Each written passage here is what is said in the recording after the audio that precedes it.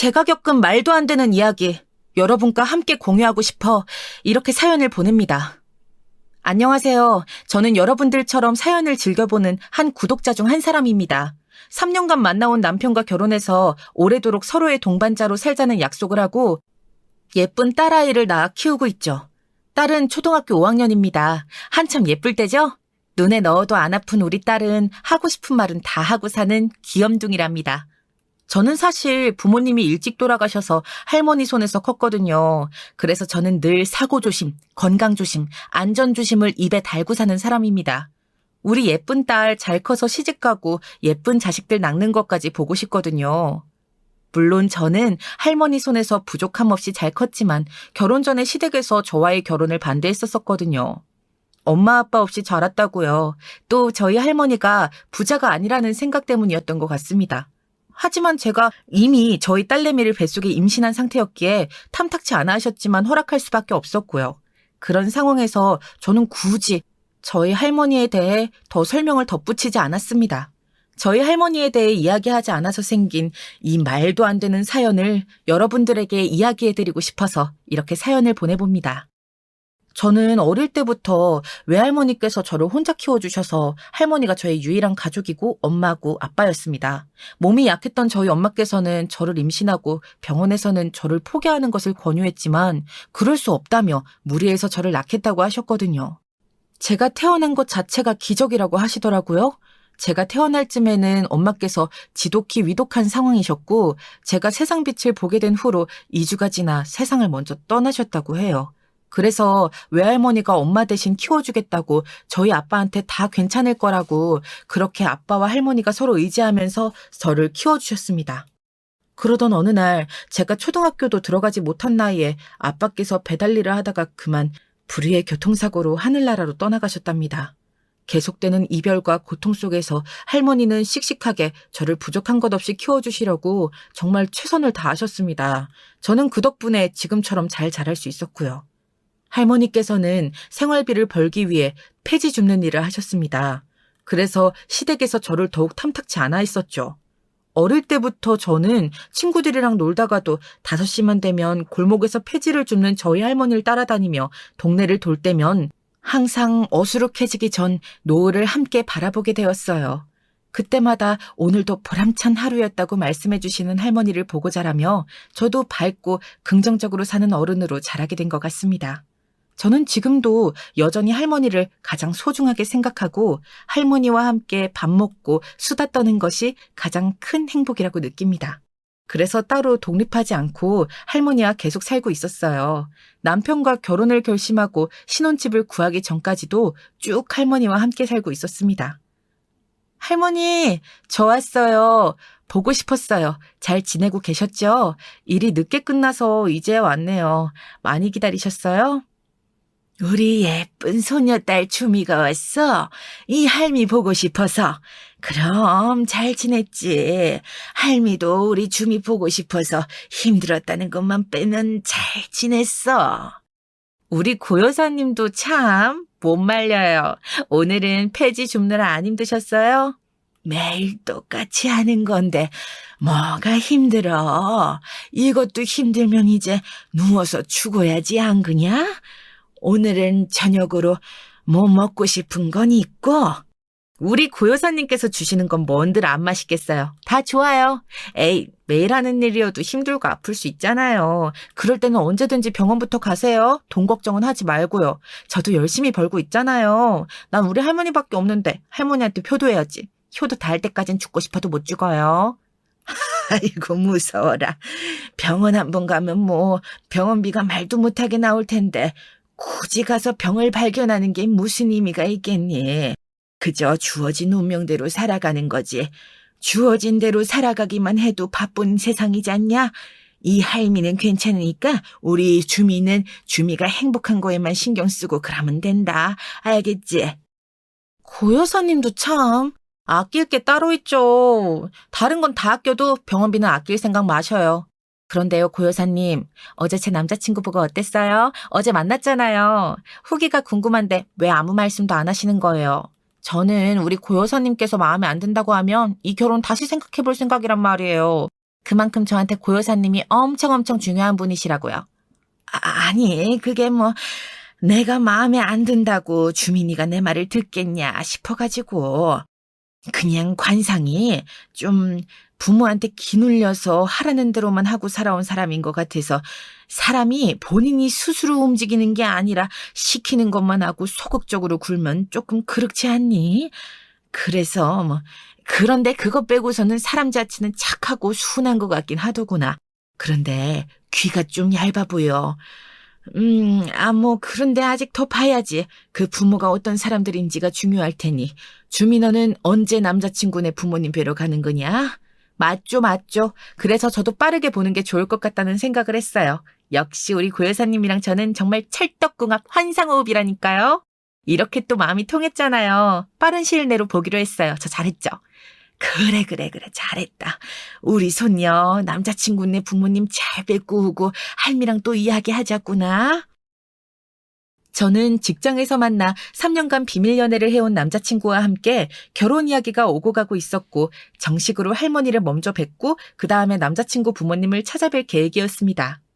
할머니께서 남편에 대해 관상이 조금 소극적이고 귀가 팔랑귀인 것 같고 너무 순에 빠진 것 같다는 이야기를 하셔서 사실 조금 찔렸습니다. 아니라고 못하겠더라고요. 남편은 마마보이 기질을 조금 가지고 있는 그리고 부모님 말씀이라면 거절하지 않고 따르는 착하고 순에 빠진 순두부 같은 사람이었거든요.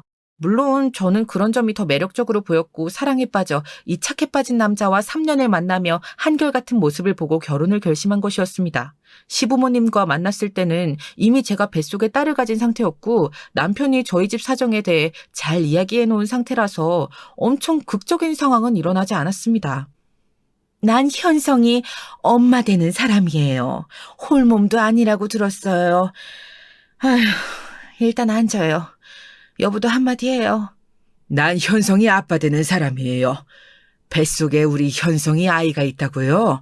부모님은 일찍 돌아가셔서 할머니 손에 컸고 가정 형편도 그렇게 넉넉하지 못했던 거 다 이야기 들어서 알고 있어요. 그러니 너무 긴장하지 말고 식사 맛있게 하고 가요. 네, 처음 뵙겠습니다. 저는 현성 씨 여자친구 이주미라고 합니다. 잘 부탁드릴게요.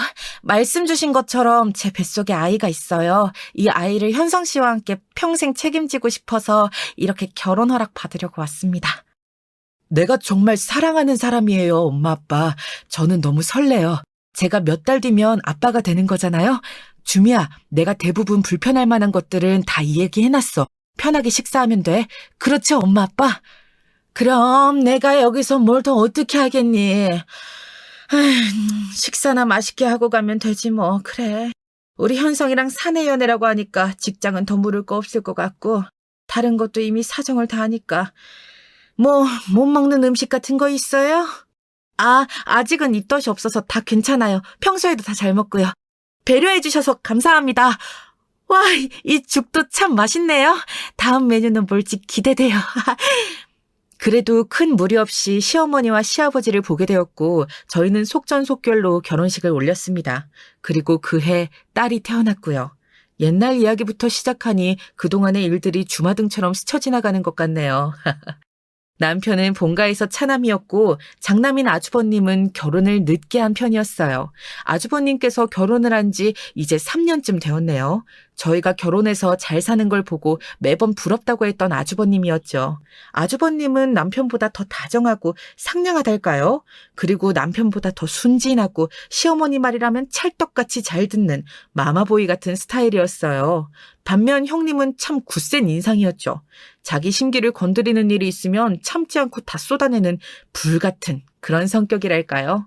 조금 철이 없는 것 같기도 했고요.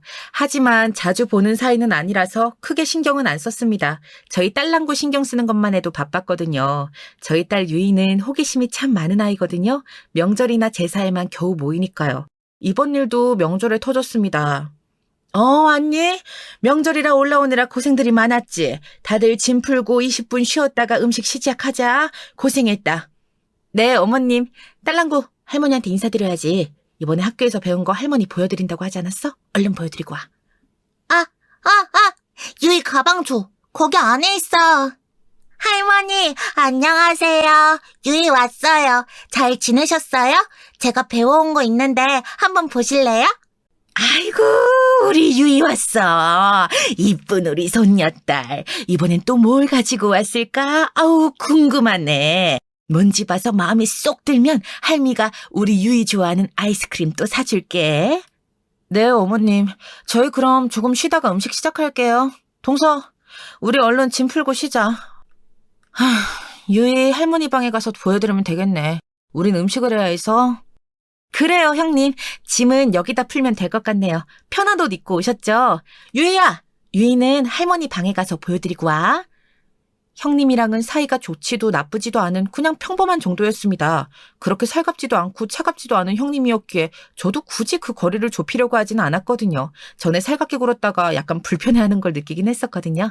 저야 뭐 두루두루 친하게 지내면 다 좋은 거다. 좋은 게 좋은 거다 주의지만 어떤 사람들은 그런 걸 부담스러워하기도 한다고 하더라고요. 아무튼 그래서 좀 저랑 좀 스타일이 많이 다른가 보다 하고 그냥 웃어 넘겨버렸었거든요.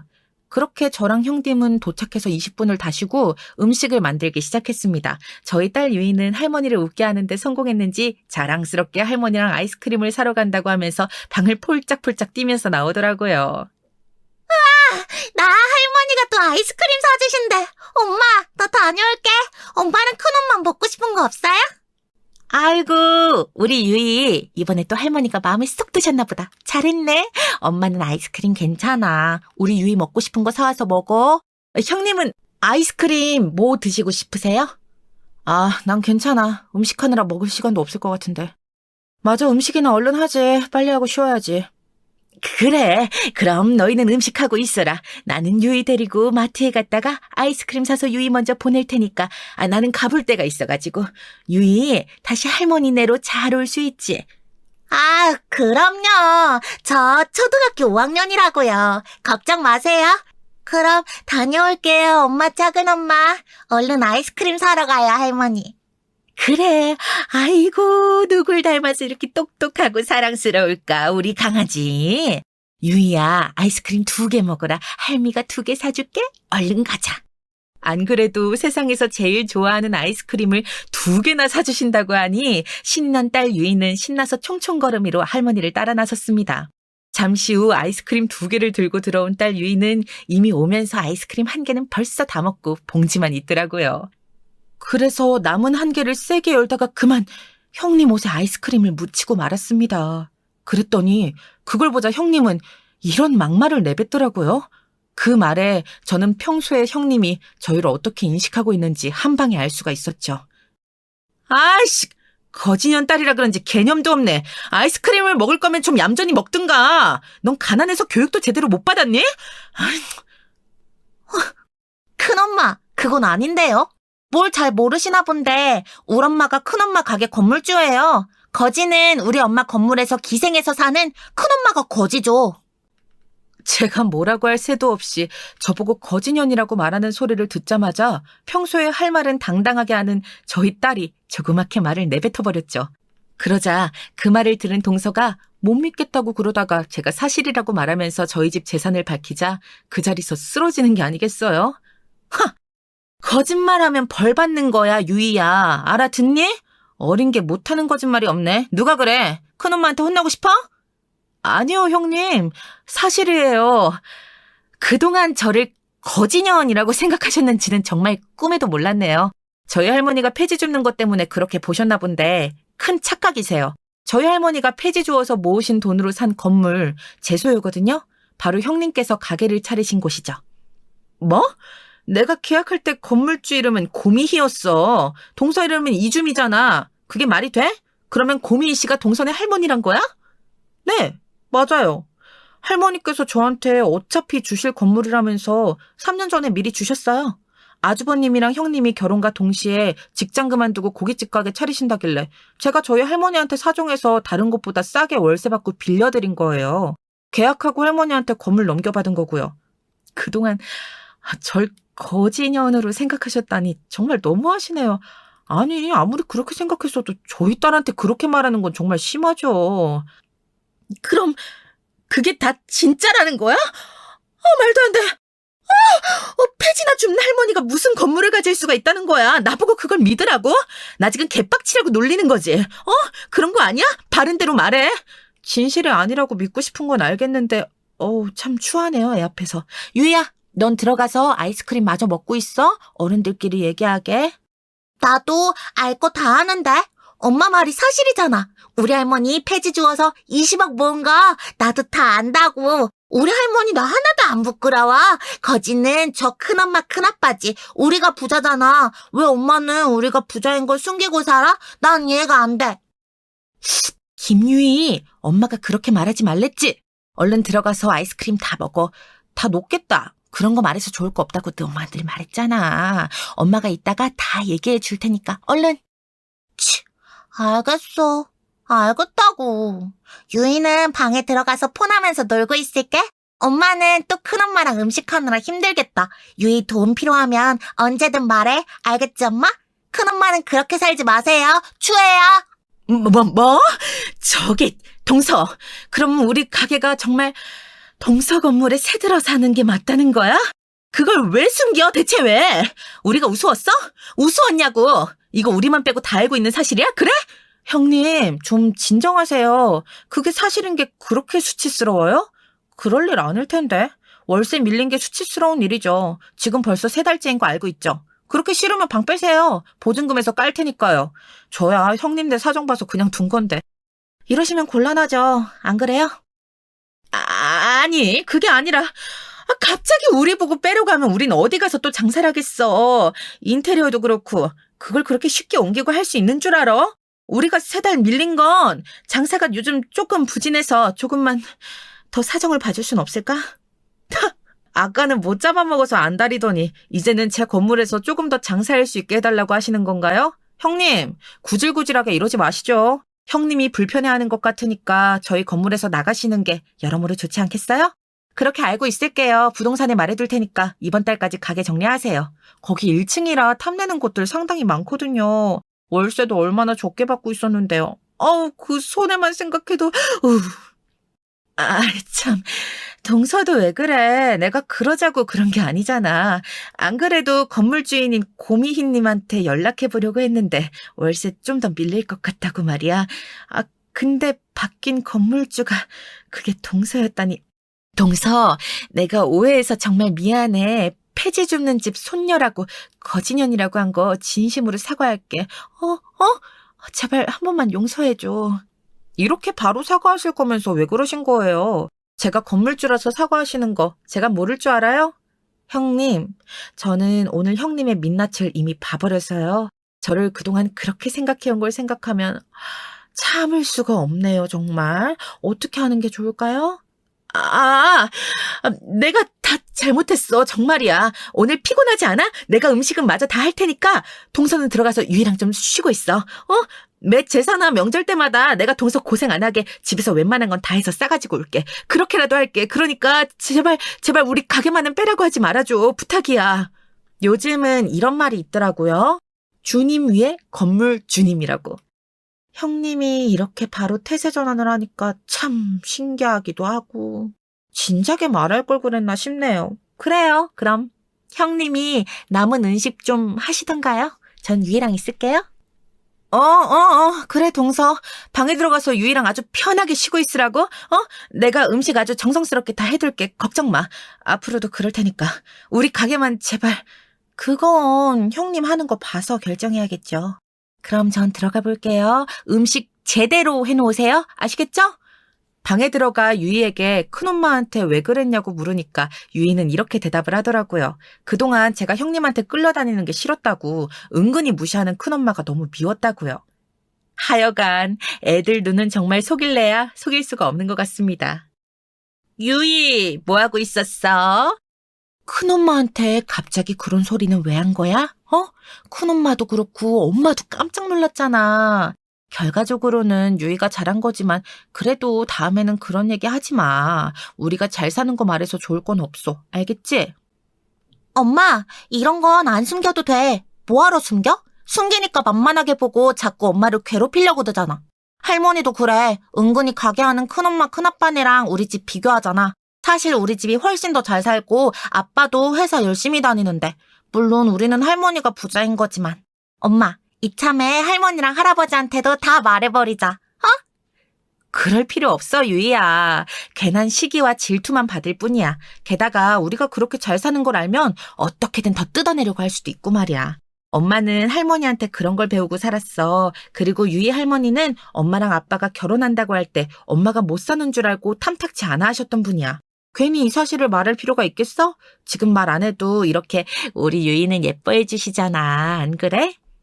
엄마, 요즘은 자기 PR 시대라고. 스스로 말하지 않으면 몰라. 자신의 가치를 몰라봐주는 사람한테는 확실하게 어필을 해줘야 하는 시대란 말이야. 우리 할머니도 엄마 은근히 무시하는 거 내가 모를 줄 알고? 엄마랑 아빠가 결혼하고 회사 자꾸 그만뒀다고 구박했잖아. 나 다 들었어. 이제는 엄마가 건물 관리하면서 월세만으로 아빠 월급 뛰어넘는 부자라는 걸 알려줄 필요가 있다고. 아이고, 우리 딸 언제 이렇게 다 컸어? 아우, 기특해라. 그걸 엿들었다니 그건 좀 마음이 아픈데? 엄마는 그래도 우리 딸 키우는데 전념한 거 절대 후회하지 않아. 커리어야 뭐 나중에 다시 쌓아도 되고 엄마는 다행히도 엄마 할머니 덕분에 부자로 살 수 있으니까.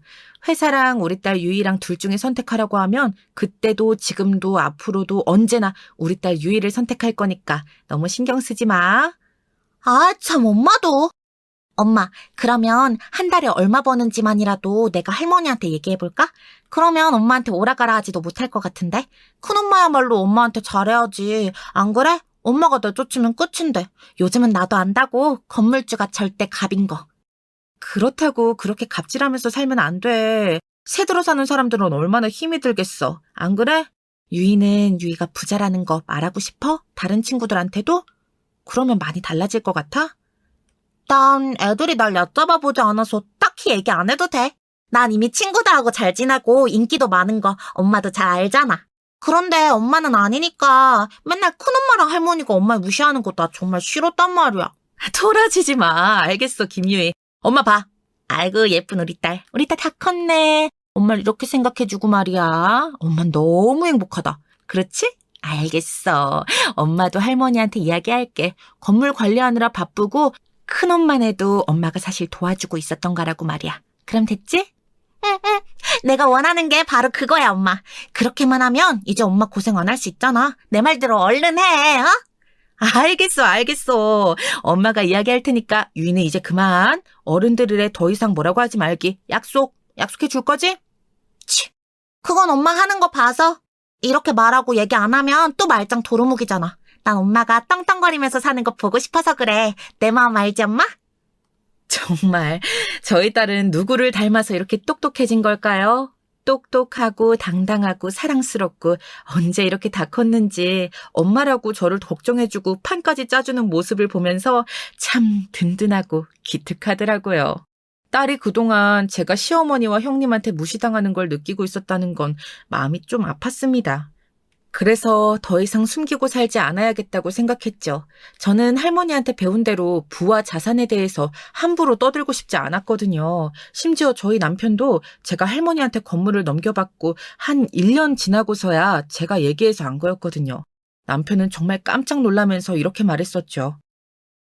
사실 여보가 우리 딸 유이 키운다고 열심히 회사에서 벌어온 돈으로 생활한 것도 있지만 그 돈 때문에 힘들어하지 않았으면 좋겠어. 사실 우리 할머니가 20년 동안 폐지 주우면서 모으신 돈이 20억쯤 돼. 그래서 건물을 사놓으신 게 있거든? 그걸 1년 전에 나한테 넘겨주셨어. 그 월세는 할머니가 관리하고 계시다가 1년 전부터 내가 관리하고 있고 너무 힘들이면서 회사 다니지 말고 당당하게 다니라고 말해주는 거야. 우리 남편 기 살려주려고. 그동안 말 안 한 건 이해 좀 해줘. 그게 정말이야? 정말 모으신 게 20억짜리 건물을 사실 정도가 된다고? 말도 안 돼. 어떻게 폐지 주운 걸로, 와, 정말 대단하신데? 난 정말 몰랐어. 그래서 우리 집에서 당신이랑 결혼 탐탁치 않아 하실 때도 아무 말 못했었는데, 진작 말해주지 그랬어. 난 그것도 모르고 당신네 폐지 주운 걸로 부유하지 못하게 살았다고 했거든. 지금도 우리 본가에서는 그렇게 알고 계시고, 나도 그랬고. 지금까지 숨겨온 건 다 이유가 있는 거야, 여보. 난 사실 이게 내 재산이라는 생각을 잘 안 하고 살아왔어. 할머니가 평생을 어렵고 힘들게 모으신 거잖아. 내 거가 아니라 할머니 거지. 그래서 할머니 가시기 전에 최대한 많이 쓰고 가셨으면 좋겠는데 이제 너무 기력이 쇠하셔서 그러지도 못하셔. 안타까울 뿐이야. 이걸 밝힌다고 여보가 나를 대하는 태도가 달라지지 않듯 난 어머님, 아버님한테도 그러길 바라고 있어. 그래서 밝히지 않은 거야. 이런 내 마음 이해돼? 할머님께서 다 누구 위해서 그렇게 악착같이 모으고 열심히 사셨겠어. 다 여보 주려고 우리 딸 유이 넉넉하게 살라고 그런 거 아니겠어? 그 마음 몰라드리는 것도 죄야, 죄. 난 여보가 아니라서 사실 100% 이해가 된다고는 못하겠어. 난 여보한테 거짓말하기 싫으니까. 그래도 여보 뜻이라면 우리 본가인 이야기 안 할게. 그럼 되는 거지? 응. 그것만 그렇게 해주면 아무 문제 없어. 아, 그리고 아주버님네 가게 그거 우리 할머니 건물에서 하고 있는 거야. 그것만 알고 있어. 내가 아주버님네 생각해서 다른 곳보다 지금 훨씬 적게 월세를 받고 있어. 그런데 건물주가 나로 바뀐 걸 알면 얼마나 불편하겠어. 입장 바꿔서 생각하면 답 나오지. 그러니까 우리가 밝히진 말자. 알겠지? 뭐? 형네 가게가 그럼 할머님 건물 가게고 그게 1년 전에 여보 소유로 넘어와서 결국 우리가 건물주라는 거네? 우리 형은 그것도 모르고 거기서 장사를 하고 있는 거고 우리 형은 오히려 고마워해야 할 것 같은데 불편하려나? 난 전혀 몰랐지. 고마워 여보. 우리 형네까지 배려해줘서. 알겠어. 난 당신이 시키는 대로 할게. 입장 바꿔서 생각해보면 충분히 불편할 수 있어서 이게 좋을 것 같아. 그리고 유이한테도 굳이 알리지 말고 지금도 부족함 없이 우리가 유이 잘 키우고 있잖아. 그리고 이걸 내가 여보한테 먼저 말하는 이유는 회사 다니면서 너무 스트레스 받지 말라고 말이야. 그래도 비빌 언덕에 있는 거랑 없는 건 천지 차이잖아. 나도 여보의 든든한 버팀목이란 걸 잊지 마. 난 진짜 무슨 복이냐. 너무 고마워 여보. 여보가 시키는 대로 할게. 본가에도 말 안 하고 형한테도 아무 말 안 할 거야. 알게 모르게 우리 형네를 도와주고 있었네. 고마워. 나중에 알게 되면 분명히 형네도 여보한테 고마워할 거야. 그렇겠지? 그때 가서 감사 인사 세게 받아보지 뭐. 아무튼 여보, 회사 다니느라 고생이 많아. 이렇게 우리가 안정적으로 잘 살아온 건 당신의 공이 커. 유이도 봐봐. 얼마나 잘 크고 있어. 여보가 회사도 관두고 우리 유이한테 온 신경을 다 쏟아서 그렇지. 우리 여보가 신경 썼는데 당연히 유이가 잘 크지. 다 여보 덕분이야. 사랑해. 이 대화를 유이가 들었을 거라고는 정말 미처 알지 못했었죠. 아무튼 참 세상에는 비밀이 없다지만 유이가 알고 있을 때 당황스럽기는 했습니다. 그래도 시어머니한테는 제가 말씀을 드려야 탈이 없을 것 같아서 유이를 입단속했던 거였죠. 시어머니한테 저는 전화를 걸었습니다. 유이애미냐? 무슨 일로 전화를 했어? 음식 재료 혹시 떨어졌냐? 아, 나 지금 잠깐 나와 있는데 곧 들어갈 거거든. 필요한 거 있으면 말해라. 아, 그런 건 아니고요, 어머님. 형님이 음식 거의 다 했다고 저한테 잠시 쉬라고 하더라고요. 안 그래도 어머님께 드릴 말씀이 있어서요. 제가 어머님 있는 곳으로 갈게요. 어디 계세요? 그래? 평소부터 일찍 음식이 다 되었구나. 고생했다. 그래. 나 여기 카페에 있는데 여기로 올래? 무슨 할 얘기인지는 모르겠지만 만나 뵙고 말씀드릴게요. 네, 제가 금방 카페로 갈 테니 기다려주세요. 엄청 빨리 왔네. 그래, 할 이야기란 게 뭐니? 유이 그건 어쩜 그렇게 갈수록 말을 잘하니? 정말 학교에서도 인기가 많겠어. 아까 내가 유이가 준비해온 걸 보고 아주 까무러쳤잖니. 너무 귀여워서 말이야. 그러셨어요? 저희 유이가 워낙 귀염둥이의 애교쟁이잖아요. 제가 말씀드리려던 건 다른 건 아니고요. 제가 그동안 유이 키우느라 직장 포기하고 주부로 살았던 건 아시죠? 그것 때문에 매번 남편만 고생하는 건 알아줘야 한다고 하셨었고요. 저는 그런데 주부로만 산 건 아니에요. 지금 건물 관리하면서 세를 받고 있거든요. 뭐? 아, 건물이 어디 있어서 네가 세를 받니? 그래, 유이 네가 잘 키워준 건 안다만 벌써 초등학교 5학년이잖니. 유이가 초등학교 들어가자마자 일 시작해도 되었을 텐데 그 5년 동안 넌 우리 현성이만 고생하게 집에만 있었지 않니? 당연히 내 입장에선 할 수 있는 잔소리 아니냐? 그게 고가웠던 게야? 아니요, 어머니. 그런 건 아니고요. 지금 월에 세를 받는 것만으로도 이미 남편 월급은 넘어선 지 오래입니다. 왜냐하면 그 건물이 바로 아주버님네가 하는 고깃집이 있는 건물이거든요. 그 건물이 바로 저희 할머니가 가진 건물이시고 제가 3년 전에 받았어요. 그래서 운영하고 있고요. 잠깐. 그럼 지금 우리 큰애가 자기 처랑 하고 있는 고깃집이 있는 건물이 바로 네 명이라는 거냐? 넌 꼬박꼬박 월세 받으면서 살고 있어? 참, 이렇게 편한 인생이 다 있니? 그런데 그동안 우리 아들은 뼈 빠지게 회사에서 일하게 한 거야? 아니, 그리고 할머님께서 어떻게 그런 건물을 폐지나 줍는다고 하지 않았니? 저희 할머니 폐지 주우신 거 사실입니다. 그렇게 악착같이 모으신 돈으로 산 건물이고요. 전 그 건물이랑 상관없이 저희 딸 유이 키워냈습니다. 그러다가 남편한테는 2년 전에 이야기했어요. 회사 다니는 게 많이 버거워 보이더라고요. 그래서 그만두어도 된다는 비빌 언덕이 있다는 얘기 해주니까 정말 숨통 트여하면서 더 잘 다니게 되었고요. 저는 이걸 굳이 이야기하는 게 좋지 않다고 생각해왔어요. 이 사실을 알면 아주버님네가 저희를 불편해할 수도 있으니까요. 아니, 그게 뭐가 불편하니? 돈이 많으면 장땡이지. 오히려 고맙지. 야, 너희 할머님 정말 대단하시구나. 그 나이까지 일하시더니 결국 그런 건물까지 손에 쥐시고 정말 대단하셔. 이야기를 듣다 보니 내가 고맙다고 할 일 투성이구나. 제가 돕고 싶어서 한 일인데요, 뭘. 제가 이야기했다고 해서 남편이 회사를 그만두지도 않았고 다시 예전보다 더 잘 다니고 있으니까요. 형님네에도 사실 오늘 이야기를 했어요. 제가 사실 형님 가게 건물주라고요. 시퍼렇게 질려서는 앞으로 잘하겠다고 하는데 어차피 알게 되실 것 같아서 어머님께는 제가 직접 말씀드리려고요. 그런 일이 있었구나. 나야 뭐 아무렴 상관없다. 네가 알아서 우리 큰애 가게까지 건물에서 월세로 계속 있게 해주고 있고 내가 뭘 더 바라겠니? 일단 그동안 일 안 하고 집에만 있는다고 무시한 거 그거 사과하마. 미안하구나. 이런 배경이 있는 줄 알았으면 내가 안 그랬지. 시애미 놀리는 것도 아니고 이런 걸 속이냐. 일부러 그런 건 아니에요. 기분 나쁘셨다면 늦게 말한 건 사과드릴게요. 그렇지만 전 제 건물이 아니라고 계속 살아와서요. 할머니께서 저한테 남겨주신 것도 어안이 벙벙했었고요. 월세가 매달 제 통장에 꽂히고 나니까 실감이 나더라고요. 그렇게 살게 되었다고 해도 저 아시잖아요. 사치랑은 거리가 먼 거. 저는 앞으로도 이렇게 살 겁니다. 알지. 아주 잘 알고 말고.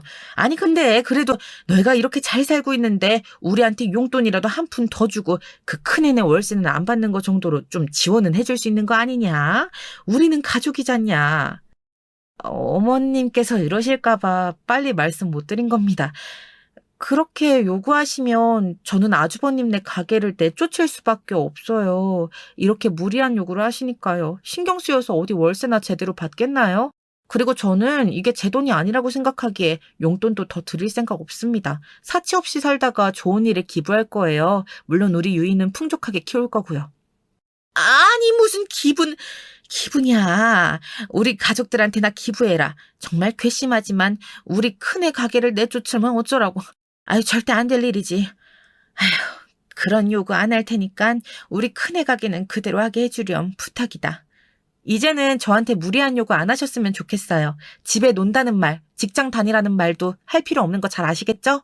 어머님께서 무심코 뱉은 그 말 저희 딸 유이도 언제든 들을 수 있다는 거 명심해 주시고요. 아시겠죠? 아우 당연히 유이 앞에선 조심하지. 내가 그렇게 눈치가 없는 걸로 보이냐? 당연히 그러하마. 걱정 마라. 우리 아들이랑 손녀 호강만 제대로 시켜줘. 그럼 된다. 우리 큰애 가게도 계속하게 해주고. 그렇게 나오셔야죠. 네, 그건 걱정 마세요. 그럼 저는 동네 한 바퀴 더 돌다가 들어갈게요. 명절이니까 먼저 가진 않을 겁니다. 아무리 바빠도요. 아, 그럼 천천히 보다가 오렴. 난 큰 며느리랑 얘기나 해야겠다. 유이도 집에 있니? 네, 맞아요. 유이는 제가 데리고 한 바퀴 돌 거예요. 두 분이서 편하게 이야기 나누시고 마저 준비해 주세요, 그럼. 태세 전화는 형님뿐만 아니라 시어머니도 엄청 빨랐습니다. 저는 딸 유이에게 드디어 시어머니한테도 제가 어떤 부를 가지고 있는지 이야기했다고 말해주려고 유이를 데려나왔습니다. 유이는 기다렸다는 듯이 폭풍 질문을 쏟아내더라고요. 유이가 똘망똘망한 눈으로 저를 쳐다보면서 표정이 좋은 걸 보니 잘 얘기한 것 같다면서 기뻐하더라고요. 엄마, 잘 얘기했어? 큰엄마 완전 죽상이 돼서 음식 열심히 만들던데? 방금 음식 다 만들었어. 그런데 바로 할머니가 와버렸네. 둘이 무슨 얘기했어요? 엄마가 건물주인 거 말했죠. 엄마 얼굴이 확 핀 거 보니까 좀 알겠네. 엄마 잘했어. 아주 칭찬해. 좀 더 자세하게도 말해줘. 조금 천천히 유이야. 아직 집 근처잖아. 그래, 내가 어떻게 우리 딸 유이를 속이겠어. 성공적으로 잘 말씀드렸어. 할머니께서도 이제 엄마 무시 안 하실 거야. 큰엄마네 가게가 엄마 건물에 있다는 것도 알게 되셨고 말이야. 역시 봐봐 엄마. 말하길 정말 잘했지? 엄마 정말 잘했어. 이제야 좀 제대로 돌아가네. 원래 이게 맞는 거지. 아빠가 큰아빠보다 동생이라서 그런 것도 아니고 엄마가 못 산다고 생각한 건 진짜 너무 별로잖아. 안 그래? 제대로 복수해준 기분이 어때, 엄마? 진작에 우리 딸 말 들을걸. 너무 통쾌하던데? 할머니도 그렇고 큰엄마도 그렇고 이제 엄마한테 찍소리도 못해. 우리 딸이 그런 것 때문에 마음 아파하고 있을 줄 알았으면 진작에 엄마가 얘기하는 건데. 미안해, 우리 딸 마음고생 시켜서. 난 엄마 딸이라 늘 행복한데 뭐가 미안해. 난 오히려 엄마가 당당하게 말하고 당당하게 행동하니까 너무 좋은걸? 나도 진작에 엄마한테 다 안다고 얘기할 걸 그랬나 봐. 이제라도 안 늦었지 뭐. 사실 엄마는 우리 유이가 말 안 했으면 아마 지금까지도 말 안 했을지도 몰라. 유이가 오늘 큰엄마한테 얘기한 건 정말 잘한 거야. 이제는 그런 감정 안 느끼게 해줄게. 정말이야. 역시 우리 엄마 최고! 우리 엄마 믿어. 우리 엄마가 짱이야, 짱! 유이랑 한 바퀴 돌면서 이야기하고 오니까 명절 지낼 준비는 다 되어 있더라고요. 퇴근 후 남편이 와서 뭔가 달라진 분위기를 눈치채고는 어떻게 된 거냐고 물었고 저와 유이는 말없이 그저 웃기만 했습니다. 남편도 기분이 좋았는지 그냥 넘어가더라고요. 집에 가서는 유이가 남편에게 털어놓았죠. 영웅담을 들려주듯이 말입니다. 아빠, 내가 오늘 있었던 일 다 말해줄게요. 오늘 글쎄 큰엄마가 엄마한테 거지년이라고 해서 제가 못 참겠다 하고 다 말해버렸어요. 큰엄마네 가게가 우리 엄마 건물에 있다고요. 그랬더니 큰엄마가 기겁을 하면서 뭐? 그런 일이 있었어? 거지년? 이건 진짜 내가 못 참는다. 잘했어, 우리 딸. 근데 우리 딸은 그걸 어떻게 알고 있었어? 아빠는 너무 당황스러운데? 우리가 2년 전에 하는 얘기를 다 들었나 봐. 아, 이래서 애들 있을 땐 한마디라도 조심해야 된다니까. 우리가 그동안 유이를 너무 어리게만 본 거지. 다 알아듣고 다 판단할 나이인데. 나 이번에 유이한테 제대로 배웠다니까? 할 땐 확실하게 해줘야 한다는 거. 그치, 유이야? 엄마가 그래서 할머니하고 큰엄마한테 다 말해가지고 그래서 명절 준비도 많이 안 하고 나랑 놀았어. 엄마 잘했지? 나도 잘했지, 아빠? 이야, 우리 딸 아주 잘했네. 그래, 엄마 괴롭히면 큰엄마도 할머니도 안 되는 거지. 유이가 잘했어. 아빠도 진작에 말하고 싶었는데 너희 엄마가 하도 말려서. 드디어 나도 체증이 내려가는 것 같네. 잘했어. 다들 고맙네요. 이건 모두 엄마 할머니 덕분이잖아. 내일은 엄마 할머니네 가서 감사하다고 꼭 하자. 알겠지? 김유희, 이번엔 특급 애교 필살기 많이 준비했지? 당연하지. 엄마도 참 걱정할 걸 걱정해. 나는 서비스 확실하게 한다고. 우리 엄마가 부자인 게 더 누구 덕분인데. 나는 우리 왕할머니가 제일 좋고 존경스럽다고. 우리 할머니가 엄청 좋아하시겠네. 꼭 그 말 내일 왕할머니한테 똑같이 해드려야 해. 알겠지, 유이야? 다음 날 할머니를 찾아뵈었는데 유이가 재롱 떠는 걸 보면서 어찌나 행복해 하시던지요. 유이가 왕할머니를 제일 사랑하고 존경한다고 했더니 눈물까지 보이시더라고요. 제가 더 잘해드려야 하고 애교도 많이 부렸어야 하는데 이제는 제 딸이 대신 해주니까 참 고맙고 보기 좋더라고요. 어릴 때부터 저를 혼자 키우시느라 평생 고생만 하신 할머니인데 더 자주 찾아뵙고 더 많이 사랑한다고 이야기해야겠어요. 제가 엄마처럼 딸 유이를 가졌을 때 몸이 약했거든요. 그때 제가 저희 엄마처럼 먼저 가버릴까봐 옆에서 얼마나 매일같이 챙겨주시고 만난 거 해주시고 그러셨는지 갑자기 그때 생각까지 나더라고요. 이제는 알겠습니다. 왜 저희 엄마가 절 포기하지 않고 자기가 죽을 수 있다는 걸 알면서도 저를 낳았는지 말이죠. 저희 엄마처럼 제가 태어난 것 자체가 기적일 만큼 위급하지는 않았지만 저도 힘들게 우리 딸 유이를 낳았거든요. 이렇게 큰 사랑을 받고 훌륭하게 커서 또 이렇게 예쁘고 똑똑한 유이를 잘 키울 수 있었던 것도 모두 할머니께서 제게 주신 사랑 덕분인 것을 말입니다. 너무 잘 알겠더라고요. 계속되는 이별과 고통 속에서도 할머니께서 저를 씩씩하게, 저를 부족한 것 없이 키워주신 것처럼 저도 사치하지 않고 우리 딸 유이를 정말 최선을 다해 열심히 키우려고 합니다. 저를 폐지 줍는 할머니 밑에서 자랐다고 거지라고 생각하고 무시하고 깔보던 형님과 시어머니는 태도를 180도 바꿔서 아주 편하게 요즘 지내고 있고요. 특히 형님은 월세도 슬슬 더 올려볼까요? 저희도 언제까지 손해만 볼 수는 없잖아요. 라고 한마디 던지면 아주 그냥 저희 집에 와서 청소까지 해줄 기세로 납작 엎드려서 싹싹 빌곤 합니다. 형님이 그런 마음을 가지고 있는 줄 진작 알았다면 아주 그냥 진작에 호되게 협박해줬을 텐데 말이죠. 뭐 지금이라도 이렇게 알고 제대로 형님과 시어머니한테 대접받고 있는 게 다행이라고 생각하렵니다. 우리 딸 유이를 봐서라도 제가 조금 더 참으려고요. 여러분이 저라면 어떠셨을 것 같으신가요? 댓글로 남겨주고 싶은 말씀 많이 남겨주시면 제가 사연 보내고도 한동안 여운이 깊게 남을 것 같습니다. 저희 사연이 여러분들에게 즐거움과 감동을 주는 시간이 되었길 바라면서 이만 마치겠습니다. 사연 들어주셔서 감사합니다. 좋은 하루 보내세요. 안녕하세요. 저는 이제 70이 된 사람입니다. 항상 남의 이야기 듣기만 하다가 제가 겪었던 일도 한 번쯤 털어놓고 싶어서 사연을 보내봐요. 저는 좀 일찍 결혼해서 딸 셋을 낳았어요. 사실 제가 젊었던 시절만 하더라도 남아선호 사상이 굉장히 심해서 아들을 못 낳은 게 좀 한이 되었었지요. 게다가 저희 시댁이 굉장히 보수적인 집안이기도 했고요.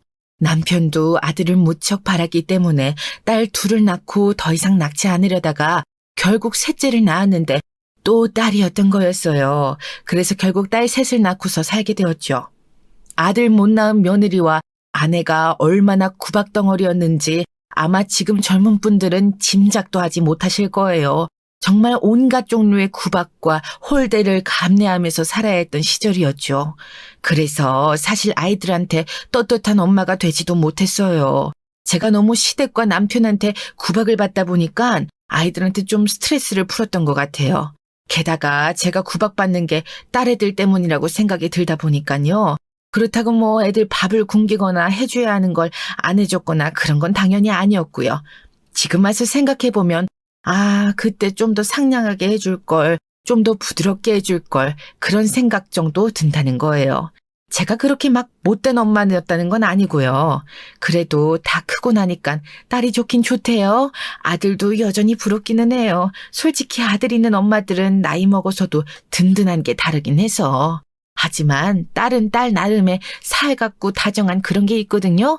딸이 셋이나 되다 보니까 저희들끼리 모여 의논해서 저 신경 써주는 일도 많고 그래서 제가 의지가 되는 면도 있고요.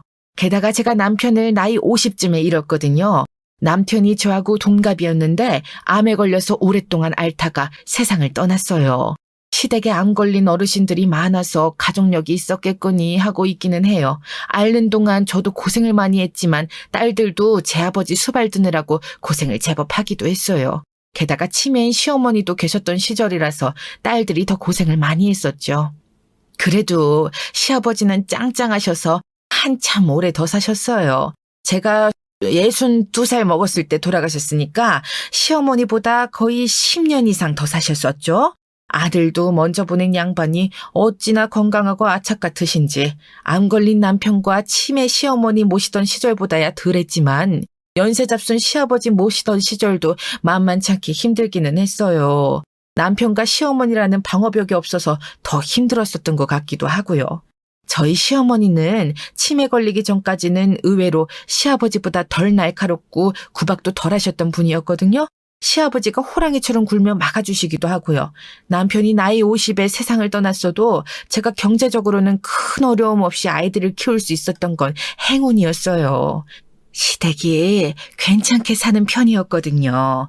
애초에 저희가 시부모님을 모시면서 살고 있었고 하나 있던 시동생도 꽤 일찍 죽었어요.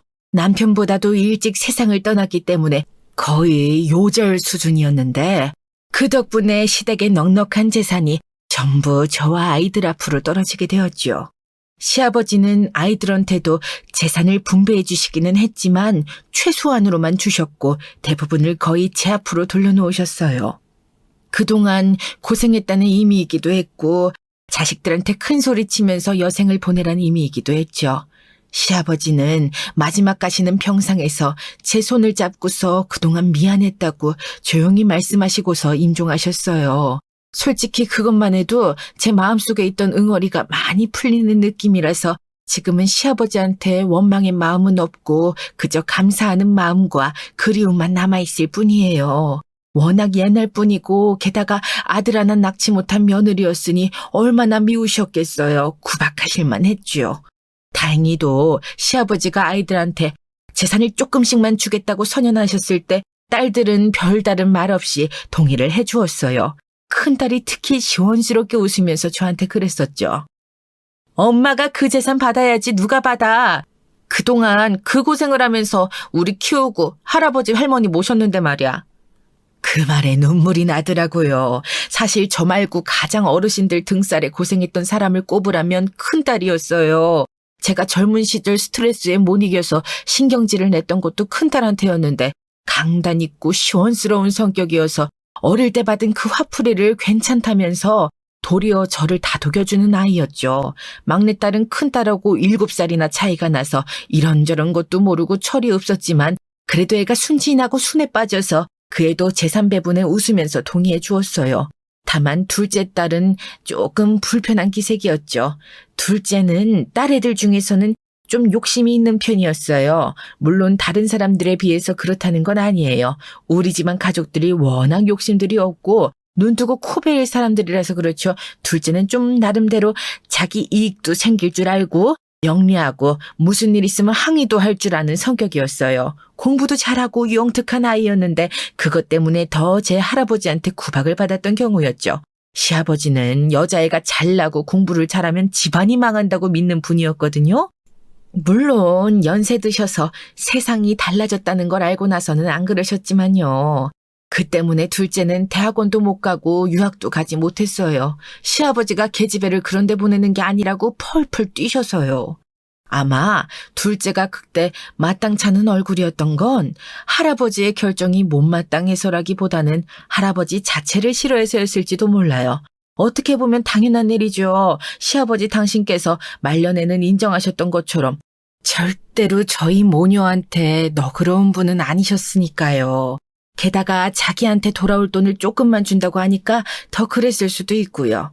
그렇지만 그래도 둘째 딸도 제 딸이었어요. 어차피 엄마 죽고 난 후에 너희 세자매한테 갈 돈인데 대체 누굴 주겠니 하면서 제가 운을 떼자 납득하는 얼굴이었거든요. 큰애와 막내도 둘째를 설득했죠. 어차피 지금 당장 크게 돈 쓸 일도 없고 때 되면 엄마가 다 주실 거라는 말에 둘째는 고개를 끄덕거렸어요. 그래서 무사히 별다른 다툼 없이도 제가 거의 모든 시가의 돈을 상속받았고 나머지를 조금씩 아이들이 나눠 가졌죠. 그런데 큰딸은 미리 결혼을 했기 때문에 둘째와 막내가 모를 때 미리 돈을 조금 떼어주었어요. 그리 잘난 사위가 아니었고 큰딸도 그렇게 돈을 잘 모으지 못했기 때문에 시작을 무척 힘들게 했거든요. 시아버지가 돌아가셨을 땐 이미 큰딸은 결혼해서 꽤 지난 상태였고 여전히 그리 넉넉치 않게 살아가고 있었죠. 사실 엄마 된 마음에 안쓰러울 수밖에 없잖아요. 그래서 좀 크게 떼어서 큰딸내가 아파트로 이사갈 수 있을 만큼을 나눠줬어요. 물론 둘째하고 막내한테 줄 돈은 남겨놓았고 큰딸한테도 미리 말은 해뒀어요. 너희가 지금 당장 돈이 필요하니까 미리 주는 거다. 때 되어서 둘째랑 막내한테 줄 때는 네 몫은 없다라고요. 큰딸은 고마워하면서 당연하다고. 자기는 욕심 안 낸다고 하면서 기쁘게 돈을 받았어요. 뭐 큰딸이 미리 받을 걸 받았을 뿐이니 저도 그 애도 전혀 문제가 없다고 여겼었죠. 그런데 다른 두 딸은 그게 아니었나 봐요. 아니 둘째가 아니었던 거겠죠? 둘째 딸은 결혼을 좀 늦게 했어요. 시아버지 돌아가신 지 1년이 지난 뒤에 둘째가 37살쯤 되었던 무렵에 결혼을 했거든요. 시아버지 편찮으실 때도 이미 남자가 있기는 했는데 그때는 언제 돌아가실지 몰라서 일단 상을 치르고 결혼을 하자 하고 말이 되어서 미뤄진 거였어요. 결혼이 미루어질 때도 둘째 딸은 좀 불편해하기는 했었죠. 이미 30 중후반이 되었던 나이라서 가능한 빨리 결혼하여 아이를 낳고 싶어 했는데 계속해서 미루어졌으니까요. 하지만 어쨌든 시아버지 돌아가시고 나서 준비해서 1년 뒤에 무사히 결혼식을 치렀어요. 그런데 이 결혼식을 치르는 과정에서 둘째 딸이 큰애가 먼저 유산을 받은 걸 알게 되어버렸죠. 둘째 딸이 그렇게 울면서 화를 내는 걸 그때 처음 봤어요. 둘째는 어떻게 언니 먼저 유산을 줄 수 있냐면서 여태까지 자기가 해왔던 건 다 뭐냐고 화를 내었죠. 아니 저는 정말 당황스러웠어요. 둘째는 돈을 잘 버는 대기업 사원이었고 그래서 결혼할 때 자금도 상당히 넉넉했거든요. 제가 딱히 돈을 대주지 않아도 될 정도라서 너무너무 자랑스러워하고 있었는데 둘째 딸이 그렇게 나오니까 황당하더라고요. 결혼할 남자도 사업가라서 제법 돈을 잘 번다고 그렇게 자랑을 했는데 저한테 이런 식으로 화를 내니까. 엄만 항상 그렇지. 언니는 첫째라서 동생은 막내라서 소중하고 나는 항상 찬밥이잖아. 둘째 딸은 그렇게 소리를 지르면서 화를 냈어요. 저는 정말 그러려던 건 아니었거든요. 항상 자기 일 알아서 잘하는 딸이었고 셋 중에서 제일 잘난 애였어요. 큰딸은 믿음직하지만 사이가 시원찮았고 큰딸 본인도 공부를 잘하거나 돈을 잘 버는 애는 아니었죠. 막내는 어려서 그저 보듬어 줘야 하는 어린애였고요. 그런데 제가 어딜 가나 그렇게나 믿거라 하던 둘째가 그런 식으로 화를 내며 울며 불며 난리를 치니까 제가 어쩔 바를 모르겠더라고요. 보다 못한 큰딸이 둘째를 데리고 나가서 따로 설명을 했어요. 자기가 미리 돈을 받은 건 맞지만 그건 형편이 워낙 어려워서였고 어차피 나중에 엄마 유산에서 자기는 빠지기로 했다. 몫을 받은 거지 빼앗은 게 아니라는 사실을 반복해서 설명한 거죠. 둘째 딸은 처음에는 제 언니 말마저 믿지 않다가 계속해서 저와 큰애가 설득하니 그제서야 알겠노라고 했어요. 하지만 굉장히 마땅한 기색은 아니었죠. 사실 그때 먼저 자식들한테 돈을 다 줄 생각은 아니었어요. 일단 제 손에 남겨줬던 돈 중 3분의 1은 큰딸한테 준 상황이라 만약 둘째한테 나머지 중에 3분의 1을 주면 막내가 가만히 있지 않을 게 뻔했죠. 그래서 일단 둘째한테 미안하지만 나머지 재산은 제가 가지고 있기로 결정했어요. 둘째는 사위도 돈을 잘 벌었고 본인도 잘 보니까 절대 쪼들릴 일이 없을 거였거든요. 결혼은 나름대로 성대하게 치렀어요. 호텔 웨딩홀에서 열었고 그 돈을 제가 많이 대주었죠. 생화 장식이 정말 많이 비싸더라고요. 제가 웨딩홀이랑 이것저것 해준다고 하니 둘째 딸이 꽤나 기뻐했어요. 그래도 그 애가 그렇게 행복하게 결혼해서 잘 살기를 바라는 마음에 저는 예식에 드는 돈이 조금도 아깝지 않았던 거였죠. 그런데 결혼하고 나서 보니 생각보다 둘째네 돈이 그렇게 넉넉하진 않은 것 같더라고요. 둘째 본인이 꽤 잘 버는 축이긴 했는데 모은 돈이 많지도 않았어요. 뭐 사위야 사업가니까요. 사업은 돈이 있을 때도 있고 없을 때도 있고 했잖아요. 그건 이해할 수 있는데 둘째 딸은 제가 생각하던 것보다 씀씀이가 좀 더 크더라고요. 그래서 저한테 그렇게 먼저 유산을 달라고 했나 하는 생각도 들 정도로요. 사업가인 사위는 굉장히 호방한 타입의 남자였어요. 왜 술도 잘 마시고 유쾌하고 호쾌한 타입의 사람들이 있잖아요. 사실 사업가는 그래야 사업을 잘할 것 같았고 사위 자체가 저한테도 굉장히 잘했기 때문에 저는 무척 마음에 들어했어요. 사위는 저희 집에 올 때 선물 같은 것도 조금도 돈을 아끼지 않고 써서 고급스러운 물건들로 들고 왔고 둘째한테도 정말 다정다감하게 잘하는 남자였죠. 딸엄마들 입장에서 그보다 더 뭘 바라겠어요. 그야말로 최고의 사윗감이었던 거죠. 둘째는 예민하고 섬세한 타입의 아이였는데 그렇게 호방하면서도 다정한 사람을 만나서 참 다행이었어요. 그런데 문제가 생기더라고요. 그렇게 제 둘째 언니까지 결혼하는 걸 보고 나서 막내딸이 유학을 가고 싶다고 하더라고요. 아니, 물론 제 언니들보다는 많이 어리지만 유학을 갈 정도로 어리진 않았어요. 그런데 막내는 자기는 결혼 안 할 거니까 결혼 자금을 미리 달라고 지금 당장 아니면 유학 평생 못 할 거라고 떼를 쓰더라고요. 솔직히 기가 막혔죠. 아니 제 둘째 언니도 사실 할아버지 성화에 가로막혀서 장학금도 받을 수 있었던 유학을 포기해야 했었거든요. 그 과정을 지켜본 애가 갑자기 이 늦은 나이에 유학을 가겠다니 대체 무슨 소리인가 싶었어요. 하지만 막내딸은 저한테 굉장히 약점이나 다름없는 아이였거든요. 제일 어린 딸이었고 아들을 기대하던 할아버지가 딸로 태어난 막내한테 정말 좀 심하게 대해 막내는 결국 울기까지 하면서 저한테 몇 날 며칠을 호소했어요. 자식 이기는 부모 있나요? 저는 결국 두 손 두 발 다 들고서 네 마음대로 해라 하고 그냥 주기로 결정했어요. 하지만 둘째 딸한테는 절대 이야기하지 않아야 한다고 약속에 약속을 받았죠. 둘째 딸한테까지 돈을 줘버리면 저는 정말로 한 푼도 얻게 되는 거거든요. 막내딸은 결국 그 약속을 하고서 얼른 돈을 받아서 유학을 가버렸죠. 뭐 다 좋아요. 큰딸은 지방에 내려가서 살고 있었고 막내는 유학을 떠나버렸고 작은 딸은 서울에서 독립해서 가정 이루고 살고 있고 그나마 제일 가까이에서 그나마 나은 사정으로 살고 있는 게 둘째 딸이었어요. 문제는 제가 그 이전부터 무릎이 많이 아팠다는 거였어요. 나이 드신 여성분들은 거의 다 동감하시겠지만 사실 무릎 아픈 건 거의 대부분이 겪는 일이잖아요. 저도 뭐 그 정도로 생각하고 있었는데 이게 보통 일이 아니더라고요. 한쪽 무릎이 아예 썩어 문드러지는 것처럼 아파서 견딜 수가 없었어요. 혼자 일어나고 앉기조차 힘든 상황이 되어서 병원에 갔더니 왜 이제야 왔냐고. 퇴행성 관절염이 너무 심해서 인공관절 수술을 해야 한다고 하더라고요. 별 수 있나요? 인공관절 수술을 해야 했죠.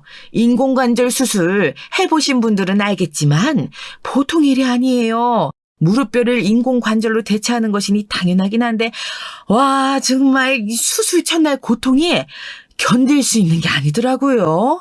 처음에는 큰딸이 와서 병원에서 제 간호를 해줬어요. 하지만 그것도 잠깐이지 큰딸은 생계 때문에 본인도 나가 일을 해야 해서 오랫동안 시간을 낼 수 없었거든요.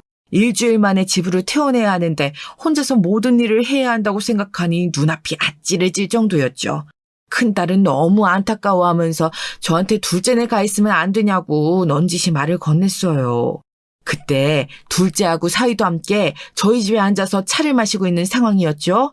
저는 놀라서 이 무슨 소리냐고 큰딸을 타박했지만 사위가 호탕하게 웃으면서 말했어요. 가시죠, 장모님. 제가 진짜 잘 모시겠습니다. 너무 염려하지 마세요.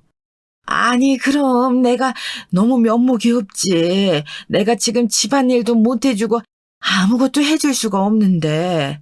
장모님도 저희 부모님이시잖아요. 당연히 잘 모셔야죠. 사위는 걱정 말라는 듯이 웃으면서 저를 다독였어요. 둘째 딸은 도리어 좀 냉담한 표정이었지만 딱히 반대는 하지 않았죠.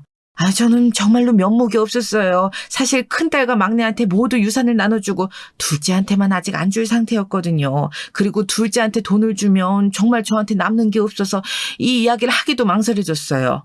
둘째는 가볍게 한숨을 쉬고서 이마를 문지르더군요.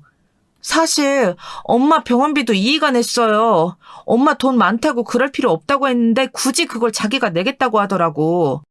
당연하지. 어떻게 장모님 병원비를 직접 내시게 내버려둘 수가 있어. 고마워요, 제부. 엄마, 둘째 내서 잠깐 신세 좀 져요. 엄마 뭐 다리만 다 나으면 되잖아. 아니요. 그냥 저희 집에서 쭉 계셔야죠. 어떻게 이제 서울에 혼자 남으신 장모님을 따로 계속 사시게 둡니까? 말도 안 되는 소리를 한다는 듯이 사위가 그렇게 말했어요. 저는 정말 너무 고맙더라고요. 사실 큰딸은 마음은 있어도 사정이 어려워서 올 수가 없었고 막내는 저 혼자서라도 어떻게든 하고 싶은 거 다 해보겠다고 외부로 나간 상황에서 저는 너무 외롭고 막막하기는 했거든요. 게다가 다리 수술까지 하고 나니 아예 거동조차 하기가 힘든 상황이었고요. 앞으로 살아갈 일이 캄캄한 상황이었죠. 사위는 사업차 약속이 있다면서 먼저 나갔고 큰딸은 이제 집에 내려가 봐야 한다면서 기차표 시간이 되어서 떠났어요. 둘째 딸하고 저만 남은 상황에서 둘째가 망설이는 듯 하다가 입을 열더군요. 엄마, 그 유산 말이야. 혹시 나한테 지금 먼저 주면 안 될까? 전처럼 격양된 말투는 아니고 차분한 말투였어요. 제가 왜냐고 묻자 둘째가 그러더군요. 사실 저희 사업이 좀 어려워서 엄마 모시자고 호방하게 이야기는 하는데 우리 사정이 그렇게 좋은 편이 아니거든 지금. 유산 주시면 우리가 엄마 정말 잘 모실게요. 어쩐지 좀 그런 것 같기는 하더라. 많이 힘들었던 거구나. 솔직히 둘째 딸이 좀 안쓰럽기는 했어요. 세 딸 중에 제일 철도 들었고 말수도 적은 애였죠. 반면 이악스럽고 영악한 구석도 있어서 제가 제일 경계하는 아이이기도 했지만 그래도 딸인걸요. 사업이라는 게 워낙 이랬다 저랬다 하기 때문에 당연히 사위 사업도 마찬가지일 거예요. 게다가 저는 남자답게 시원시원한 성격의 사위를 무척 좋아했기 때문에 당연히 사업이 어렵다면 도와줘야 한다고 생각했었죠.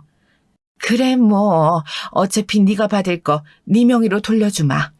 저는 한숨을 쉬고서는 그렇게 말했어요. 둘째와 사위가 저렇게 저를 모신다고 하는데 심지어 사정이 어려운데도 그렇게 먼저 말해주었는데 어떻게 제가 유산을 주지 않는다고 하겠어요. 원래부터 제 돈도 아니었고 시아버지가 물려주신 돈이었는데 말이죠. 원래 아이들에게 가야 할 돈이라고 생각하고 있었거든요. 게다가 솔직히 큰애와 막내에게 모두 돈을 준 상황에서 둘째한테 안 줬다가 혹시라도 걸리는 날에는 정말 인연이 끊길 것 같다는 생각도 들었어요. 둘째는 무척 기뻐했어요. 시댁은 상당히 유복한 편이어서 둘째 앞으로는 그래도 서울 안에 작은 아파트 한 채와 현금 조금이 돌아가게 되었죠. 당시에는 지금처럼 아파트 값이 천정부지로 올라간 것은 아니어서 그렇게까지 엄청난 금액은 아니었고요. 하지만 그래도 평범한 젊은 부부가 벌어서 모으기에는 큰 금액인 건 확실했죠. 저는 정말 제 앞으로 남은 몇 푼 안 되는 돈만 제외하고 전부 둘째 딸한테로 명의를 돌려준 뒤 둘째네로 이사를 했어요. 둘째네는 아직 아이도 없었고 해서 방 3개짜리 작은 아파트에 살고 있었거든요. 그중에 화장실이 달려있는 안방을 내주더라고요. 솔직히 처음에 정말로 고마웠어요. 엄마 다리 아프다고 결혼한 지 얼마 안 되는 부부가 안방을 내주고 작은 방에다 잔다는 게 말이에요, 이게. 둘째는 화장실이 가까워야 하지 않겠냐면서 당연하다는 듯이 반응했고 사위도 마찬가지였어요. 초반에는 참 좋았죠. 사위나 둘째나 저를 정말 가족으로 엄마이자 장모로 성심성의껏 대했어요. 그런데 그게 가면이라는 걸 알게 되기까지 미처 보름이 걸리지 않더군요. 둘째도 사위도 아침 일찍 출근을 하는데 제가 좀 자다가 애들이 출근 준비를 하는 소리를 듣고서는 안방문을 열고 나왔어요. 그때도 꽤 이른 시간이었죠. 아무것도 안 먹고 마른 입에 출근하려고 나가길래 제가 말을 붙였어요. 아유, 얘, 너 그래도 아침밥은 차려서 먹고 나가야지. 김서방도 좀 먹고. 무슨 소리야, 엄마. 요새 아침 먹는 사람이 어디 있어. 그리고 누가 차려, 그걸. 둘 다 같이 출근하니까 둘이 번갈아 차리면 되잖아. 그냥 전날 저녁 때 밥 해놓고 아침에 김하고 김치라도 꺼내서 먹고 가면 되는걸. 물론 늙은이의 참견이 못마땅했으리라는 건 알고 있어요. 젊은 사람들은 이렇게 사소한 일에 대해서 노인네가 입대는 걸 싫어하죠. 잘 알아요. 하지만 그래도 둘째 딸이 그렇게 날카롭게 반응할 줄은 몰랐어요. 그게 얼마나 귀찮은지 알아? 집에서 밥만 하는 여자가 있으면 해도 되겠지. 난 아니잖아. 그리고 방에서 나오다가 그 말을 들은 사위가 피식 웃더군요. 아, 뭐 귀찮긴 하지. 집에 있으면 소뚜껑 운전만 하니까 주부들은 잘 모르지만. 분명히 저를 두고 하는 이야기였죠. 저는 평생 동안 집에만 있으면서 식구들 뒷바라지만 했으니까요. 아침 일찍이라 둘이 다 신경이 곤두서 있는 건지 뭔지 유달리 날카로운 반응에 저는 제가 말을 잘못했나 하고 입을 다물었어요. 그리고 곧 사과의 말도 없이 둘 다 쌩하게 나가버리더군요. 가만히 생각해 보았어요. 그러고 보니 지난밤에 이상한 소리가 바깥에서 들리기는 했어요. 뭔가 다투는 소리 같기도 했고 작은 소리로 말싸움하는 소리 같기도 했죠. 혹시 둘이 싸운 다음 날 아침에 내가 쓸데없는 잔소리를 한 건가 싶기도 했어요. 그런데 이런 태도가 나아지기는커녕 점점 더 악화되더군요. 특히 사위가 심했어요. 둘째 딸은 사실 학창 시절에도 신경질적이고 날카로울 때가 있어서 이해를 할 수 있었죠. 고3 때는 아주 눈 뜨고 못 볼 지경으로 신경질을 부려댔었는데 지금은 그때를 생각하면 너무너무 부드러워진 거였으니까요. 하지만 사위는 정말 제가 이 집에 들어오기 전 알던 그 호쾌하고 남자다운 사위가 맞는지 의심이 될 정도였어요.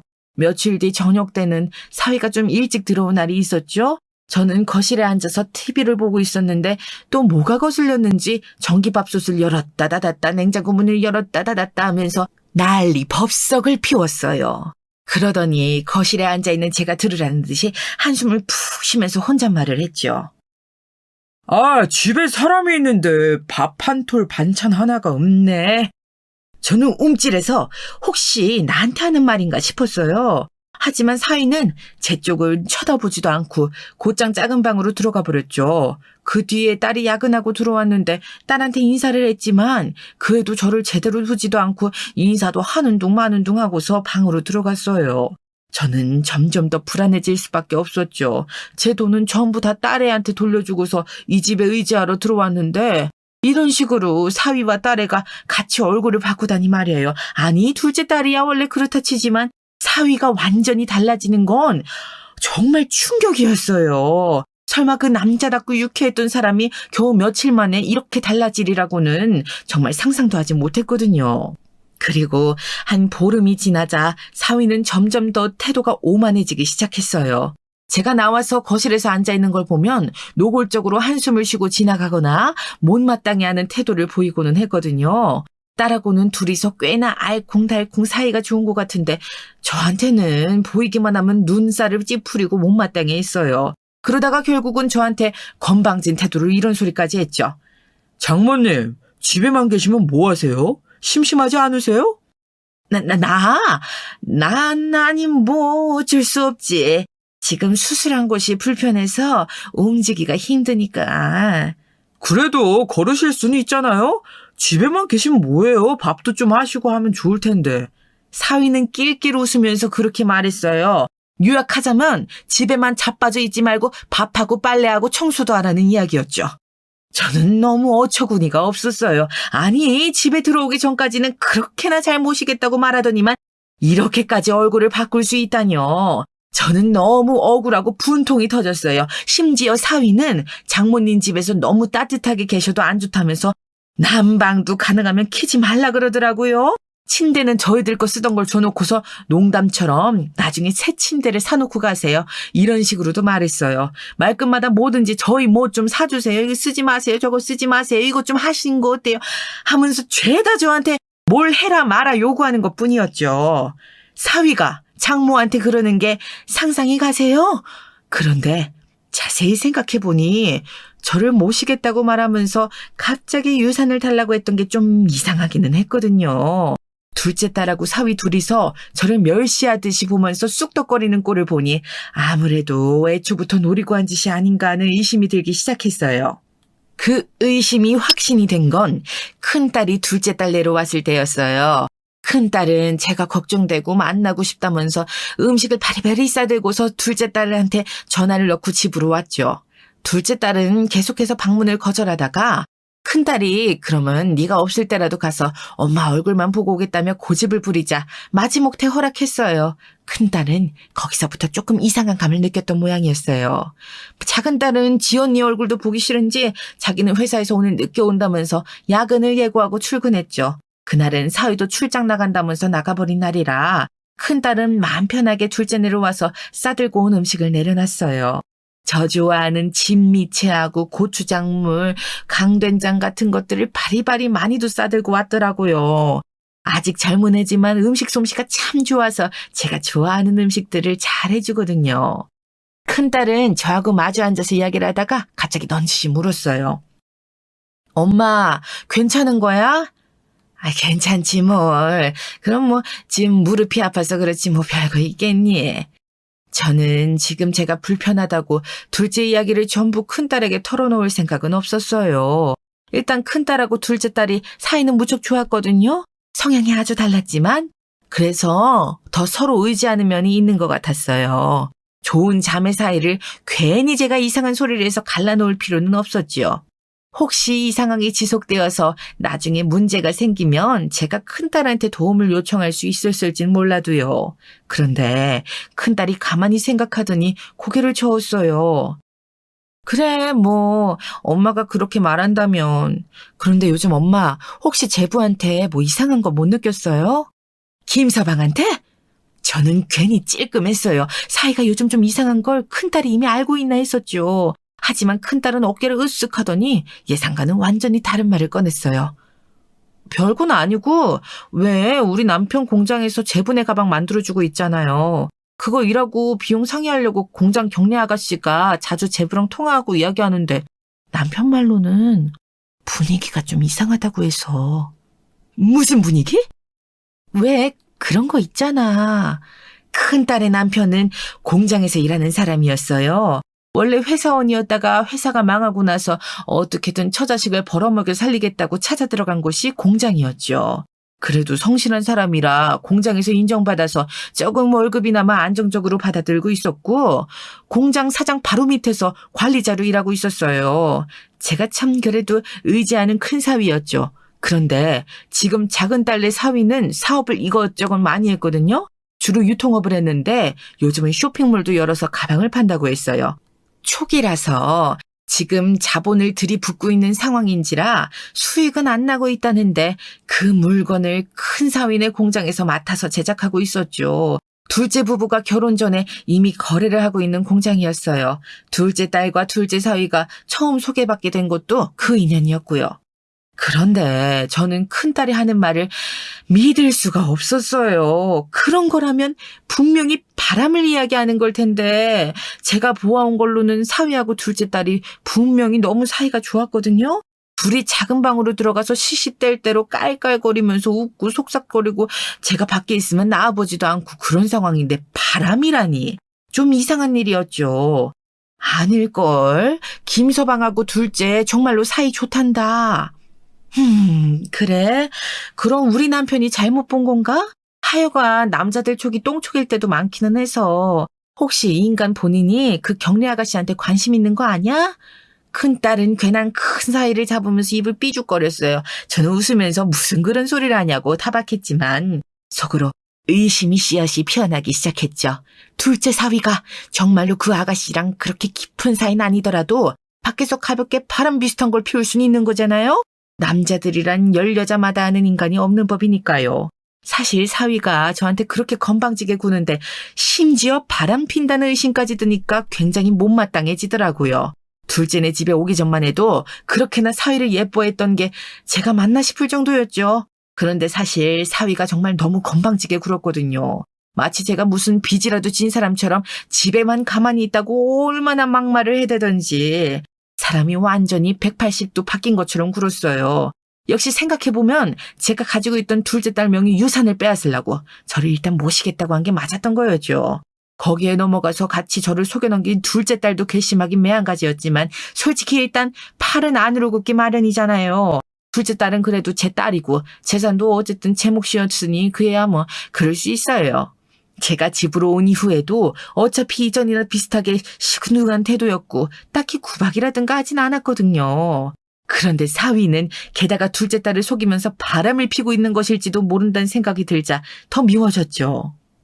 일단 의심이 들기 시작하니 모든 게 이상했어요. 사위와 둘째 딸은 세탁을 주말까지 미뤄놓았다가 주말에 코인 세탁방에 가서 해오곤 했는데 집안일을 분담해서 하기 때문에 사위가 세탁 담당이었죠. 그런데 어느 날 쌓여있는 세탁물을 제가 정말 빨래라도 해놓으려고 살펴보다 보니 사위의 셔츠 끝에 여자 화장품 자국이 있더군요. 얼굴을 비벼대지 않으면 나올 수 없는 파운데이션 자국이 심지어 목덜 밑기 쪽에 있다니 의심이 더욱 깊어지는 게 당연했죠. 그래서 저는 일단 둘째 딸하고 사위한테 빨래와 청소를 제가 도맡아서 하겠다고 전했어요. 두 사람이야 당연히 기뻐했죠. 아직도 제 다리가 불편한 건 신경도 쓰지 않은 채로 말이에요. 저는 둘째 딸한테도 조금 서운하기는 했지만 사위가 노골적으로 이제 장모님이 좀 정신을 차리셨네요라고 말하는 걸 듣고는 정말 화가 머리 끝까지 뻗쳐올랐어요. 내가 너 가만 두고 봐라 하는 마음이 더 깊어졌던 거죠. 다음 날부터는 아예 사위의 빨랫감을 마음대로 훑어볼 수 있었어요. 셔츠와 바지, 재킷까지 꼼꼼하게 살피다 보니 여러 가지 증거들이 나오기 시작했죠. 바지 주머니에 카드 영수증이 몇 개 나오더라고요. 그중 하나가 대낮에 모텔에 갔던 영수증이었어요. 시간과 매장명이 찍혀 나오니까 정말 빼도 박도 못할 일이었죠. 저는 짐작은 하고 있었어도 그렇게 눈앞에 사위의 바람 증거물이 나오니까 정말 눈앞이 캄캄해지대요. 가뜩이나 둘째 딸이 결혼도 늦게 했는데 그래서 아이를 가지려고 정말 많이 애쓰고 있는데 그 뒤에서 사위는 바람이나 피우고 있었다니 말이에요. 임신 때문에 시험관까지 해야 하는 거 아니냐고 고민하고 있었는데 말이죠. 카드 영수증은 그거 하나가 아니었어요. 꽃집이나 명품샵에서 넣은 영수증들도 있었는데 제가 알기로 제가 머무는 내내 둘째 딸은 선물이나 꽃을 들고 온 적이 없었죠. 아무리 그래도 딸인지라 퇴근하면 항상 제가 나가봤고 그래서 들고 들어오는 걸 모를 리가 없었어요. 뭐 한 번이라면 제가 놓쳤을 수도 있겠다 싶었지만 모텔과 이런저런 영수증이 합쳐지니 이건 너무 명확한 증거가 되어가고 있었죠. 너무너무 고민을 많이 했어요. 그래도 늦은 나이에 결혼해서 이제야 정착하는 상황인데 과연 이런 증거물들을 가지고 딸의 앞에 내놓아도 되는 것일까? 괜히 잘 살 수 있는 딸의 인생을 망치는 게 아닐까 고민이 되더라고요. 솔직히 제 나이대 분들은 아시겠지만 옛날에는 남자들이 한두 번 바람피는 정도야 아내들이 눈 감아주면 그만이었잖아요. 뭐 열 여자마다 하는 남자가 있을 리도 만무하고요. 사실 저희 남편도 젊은 시절에 다른 여자 잠깐 만난 적이 있었거든요. 그런데 뭐 심각한 사이도 아니었고 그냥 저 하나 속 끓이고 지나가면 되는 일이었죠. 그 덕분에 저는 예쁜 딸 셋 낳고 여태까지 살고 있는 거였고요. 사실 둘째 딸을 위해서도 그게 낫지 않나 싶었어요. 사위한테도 잘 말해서 이러이러하게 내가 알아챘고 지금 그쪽 아가씨 직장에서도 눈치챌 정도니까 이제 그만하라고 하는 게 낫지 않을까. 그러면 사위도 뭐 그렇게 꽉 막힌 사람은 아니니 알아듣지 않을까 싶다가 하지만 그동안 사위가 저한테 했던 행동을 생각하니 생각이 싹 바뀌더군요. 아니, 저한테 한 행동이 문제가 아니었어요. 사실 처가에 대해서 하는 행동은 아내에 대해서 생각하는 마음이 겉으로 드러나는 거라고 생각하거든요. 제가 그래도 장모인데 얼마나 자기 아내인 저희 둘째를 우습게 보면 저한테 그런 식으로 했겠어요. 바람 피우는 것도 사실 그 연장선상에서 생각할 수 있는 문제였죠. 결국 저는 둘째 딸에게 말해주기로 결정했어요. 여전히 딸은 사위하고 너무 사이가 좋았고 저한테는 시큰둥했지만요. 사위는 저를 노골적으로 경멸하는 눈초리로 보면서 항상 타박하는 소리를 했고 저는 그냥 일단 놔두고 보자는 심정으로 며칠을 지냈죠. 그리고 증거를 충분히 모아서 방에 가져다 둔 뒤 어느 날 퇴근을 일찍 한 딸을 불러다가 방 안으로 오라고 했어요. 왜 그러냐면서 좀 귀찮은 표정을 하던 딸은 제가 할 말이 있다고 하자 의아한 얼굴로 앞에 앉았어요. 저는 모아두었던 영수증이며 옷가지를 꺼내서 말없이 딸 앞에 놓아두었죠. 딸은 눈을 찌푸렸어요. 아니 엄마, 빨래 청소하신다더니 이런 건 왜 여기다 모아두고... 대체 이게 다 뭐예요? 2주 정도 걸려서 모은 것인데 겨우 보름 남짓한 기간인데도 여러 가지로 많이도 사위가 흘리고 다녔더군요. 여자 화장품이 묻은 옷이며 영수증 여러 장, 심지어 재킷 주머니 속에 누군가의 립스틱 자국이 담은 휴지도 들어있었어요. 만지기도 끔찍했지만 그래도 딸에게 보여주어야 해서 모아두었던 거였죠. 김서방 옷에서 나온 거다. 빨랫감 살펴보면서 분류하다 보니 많이도 나왔더구나. 둘째 딸은 믿을 수 없다는 듯한 눈으로 옷가지와 영수증 휴지를 살펴봤어요. 딸의 손이 떨리는 것이 보였죠. 옛날 사람인 저도 남편의 바람을 처음 알았을 때 얼마나 화가 났었는지를 떠올려보면 지금 젊은 사람인 딸이 얼마나 분노할지 짐작할 수 있었어요. 말도 안 돼. 이게 다? 증거들은 훑어보기만 해도 아예 부정이 불가능할 정도로 명확했죠. 딸은 받은 적 없는 꽃과 선물 영수증, 게다가 모텔 영수증까지 있었으니까요. 화장을 거의 하지 않는 딸은 쓸데없는 짙은 붉은색 립스틱이 묻은 휴지까지. 딸은 가만히 그 증거들을 내려보다가 울음을 터뜨렸어요. 저는 놀라서 딸의 손을 잡고 손등을 쓸어주었죠. 둘째 딸은 한동안 소리 없이 울다가 한숨을 쉬더군요. 사실 약간 낌새가 있긴 했어요. 나한테 너무 입안이 혀처럼 굴면서 반대로 갑자기 전화 나가서 받을 때도 있고 그렇더라고. 그런데 이렇게 대놓고. 둘째 딸은 펑펑 울었어요. 이야기를 들어보니 사위는 겉으로는 딸한테 무척 잘해주었지만 요즘 이상한 낌새가 조금씩 보였다고 하긴 하더라고요. 하지만 딸은 결혼한 지도 얼마 안 되었고 심지어 장모까지 집에 들어와 있는데 설마 사위가 바람을 버젓이 피리라고는 상상도 하지 못했다고 했어요. 게다가 딸은 사위가 저한테 그렇게까지 심한 소리를 많이 했다는 사실을 모르고 있더라고요. 딸은 야근을 많이 하는 편이었고 사위는 일찍 들어와서 딸이 없을 때 저한테 심한 소리를 자주 했거든요. 솔직히 저는 딸도 사위하고 공모해서 제 재산을 빼돌리고 저를 내다 버리려고 했던 게 아닐까 의심했던 적이 있었어요. 사실 그동안의 상황이 그럴 수밖에 없었죠. 하지만 제 앞에서 울고 있는 딸을 보니 아무래도 그런 게 아닌 것 같았어요.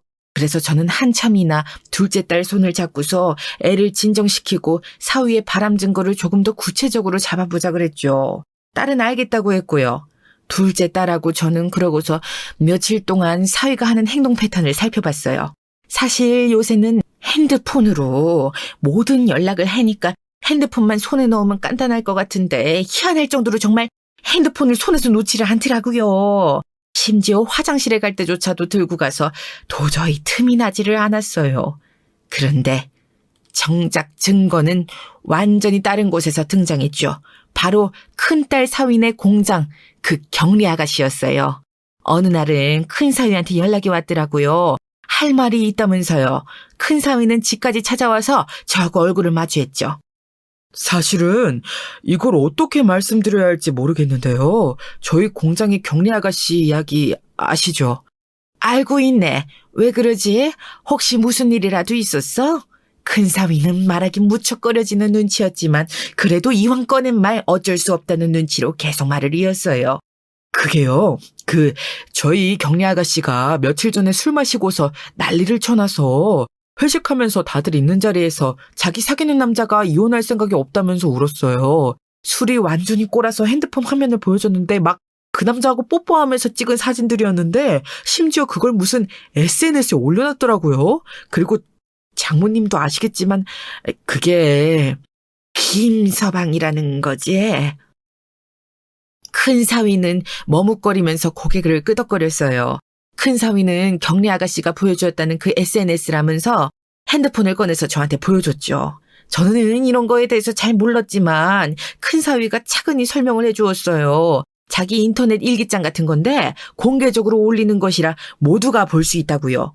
그런데 그 경리 아가씨는 대담하게도 자기 얼굴과 둘째 사위 얼굴이 모두 나온 사진을 다 올려놓은 거였어요. 저는 정말 너무 어처구니가 없었어요. 불륜하는 상간녀나 상간남이나 어차피 그 수준 비슷비슷한 건 알았지만 이런 식으로 아예 대놓고 사진까지 공개하고 있을 줄은 몰랐죠. 그런데 심지어 그 계정에 사진이 올라온 날짜가 딸과 결혼하기 전부터더군요. 너무 이상했어요. 저는 그날 저녁 들어온 둘째 딸을 불러다 놓고 이것저것을 차근차근 물어봤어요. 이상한 점이 꽤 있더군요. 둘째 딸은 결혼하면서 남편이 계속 자기한테 엄마한테 유산을 받아오라고 왜 호구처럼 구냐고 설득했다고 하더라고요. 그래서 둘째 딸은 결혼하면서 계속 저한테 요구해서 유산을 자기 앞으로 가져간 거였죠. 남편은 둘째 딸한테 정말 다정하게 잘해주었다는데 뒤에서는 이렇게 다른 여자와 오래 지속적인 관계를 가져온 거였어요. 둘째 딸은 이제 알았다는 듯한 얼굴로 허망하게 앉아있더라고요. 그러니까 나한테 유산 가져오게 해서 그걸 살살 꼬셔서 자기하고 공동명의로 하든 명의를 돌리든 하게 하고 이혼할 거였나 봐. 늦은 나이에 좋은 사람 만나서 결혼한다 생각했지만 우리가 너무 순진한 거였나 봐요. 결국 둘째 딸은 그 계정의 증거를 전부 모으고 그간 제가 모아왔던 증거들도 다 가지고 사위와 이야기를 나눴어요. 솔직히 그 이후 일은 정말 다시 생각하고 싶지도 않아요. 사위는 갑자기 장모인 제가 이 일을 모두 꾸몄다면서 저한테 책임을 떠넘기려고 했죠. 하지만 그게 먹힐 일인가요? 이미 그쪽 상간녀 공개 계정까지 우리가 다 봤는데 말이에요. 하지만 사위는 궁지에 몰려 제정신이 아닌지 절대 이혼 못한다면서 자기는 부끄러울 게 없다고 주장하고 나왔죠. 공개 계정을 보여줬는데도 그건 전에 사귀던 여자가 앙심을 품고 자기한테 해를 끼치려고 하는 거라고 말이에요. 그러면서 저와 큰 사위를 비난해댔죠. 제대로 알아보지도 않고서 자기와 딸을 이혼시키려 한다면서요. 슬슬 알겠더라고요. 정말로 사위는 딸의 돈만 노리고 있었던 거였죠. 결국 저는 큰 사위의 도움을 얻어서 그 경리 아가씨까지 만났어요. 그 경리 아가씨도 이제 둘째 사위를 못 믿는 지경에 이르러서 자기를 즐기는 데만 이용했다고 앙심을 품고 있었죠. 그 덕분에 일은 훨씬 쉬워졌어요. 결국 이혼 소송까지 가서 난리가 났지만 경리 아가씨가 모든 증거를 탓해준 덕분에 수월하게 이길 수 있었어요. 이혼 소송 자체가 꽤 오래 걸리는데 그 덕분에 거의 6개월 좀 넘는 기간에 속전속결로 끝날 수 있었고요. 진짜 가지가지 안 한 짓이 없더군요. 모텔은 밥 먹듯이 가고 외근 출장이라고 했던 것도 전부 바람 피우기 위한 핑계였고 신혼여행 때마저도 메신저로 서로 이야기를 나눈 흔적이 발견되었죠. 경리 아가씨도 마음고생이 심했더라고요. 설마 자기를 버리고 결혼할까 했는데 결혼했고 그 와중에도 남자를 좋아해서 떠나지 못했었던 거예요. 그런데 아예 이혼할 마음까지 안 보이니 이제 마음을 독하게 먹고 저희한테 그 증거들을 다 준 거였죠. 그 때문에 그 아가씨한테는 소송을 걸지 않았고 대신 둘째 사위한테 위자료 소송까지 가게 되었죠. 결과는 당연히 둘째 딸이 승리했고요. 가뜩이나 사업이 휘청거리던 둘째 사위는 소송비와 위자료까지 털리면서 정말로 힘들어졌다는 소식은 나중에 들었어요. 이렇게 끝낼 수 없다면서 일을 갈던 모습이 기억나는데 그래봤자 뭐 어쩌겠어요. 자기가 그렇게 잘못한 것을. 솔직히 말하면 움직이기도 힘든 늙은 몸으로 둘째 사위를 그렇게 엿먹일 수 있어서 정말로 속 시원하긴 했어요. 물론 딸이 이혼하게 되었던 것은 가슴 아프지만 그래도 그렇게 쓰레기 같은 남자와 더 살다가 가진 재산까지 다 털리고서 버림받는 것보다는 낫지 않겠어요? 둘째 딸도 밉지 않느냐고 누군가 저한테 물었던 적이 있었어요. 하지만 둘째 딸은 정말 사위한테 속았던 것뿐이라. 그리고 미우나 고우나 제 자식인지라 뭐 특별히 밉지도 않았었죠. 그저 이혼에 너무 상처받지 말고 그냥 평안하게 다시 좋은 남자 만나 결혼해 살아갔으면 하는 바람만 남아있어요. 하지만 당시 너무 충격이었던 건지 몇 년이 지난 지금까지도 애가 남자 만날 생각을 하지 못하고 있죠. 그게 가슴 아플 뿐이지 다른 생각은 없어요. 현재까지도 저는 둘째 딸과 함께 둘이서 살고 있답니다. 그래도 당시 사위하고 시원하게 갈라설 수 있어서 다행이었다고 여기고 있어요. 앞으로도 별다른 일 없이 무탈하게 살고 가능하면 저희 둘째 딸이 좋은 남자를 만날 수 있다면 좋겠네요.